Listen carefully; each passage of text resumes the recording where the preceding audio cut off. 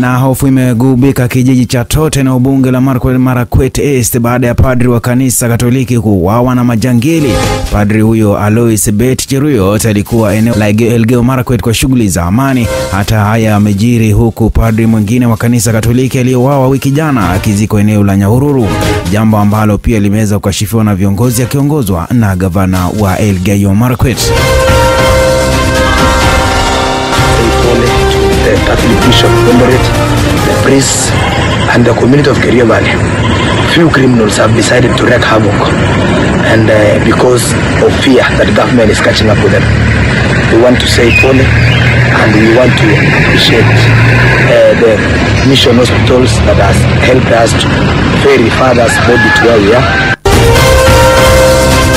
Michezoni ni kwa kiungo mshambuliaji wa Bayer Leverkusen Florian Wirtz anatarajiwa kuweza kuchagua kati ya kuhamia Bayern Munich na Liverpool ndani ya siku 10 zijazo, huku klabu zote zikiwa na hamu ya kumnunua mchezaji huyo wa kimataifa Ujerumani. Napoli na Chicago Fire wanaongoza katika mbio za kuweza kumsajili kiungo wakati Ubelgiji Kevin De Bruyne ambaye ataondoka Manchester City kama mchezaji huru msimu huu. Chelsea wameweza kudhamiria kuweza kumshikilia kiungo wakati wa Argentina Enzo Fernandez licha ya mchezaji huyo aliye na umri wa miaka 24 kuwa kwenye orodha fupi ya Real Madrid ya wachezaji wanaweza kuwindwa msimu huu.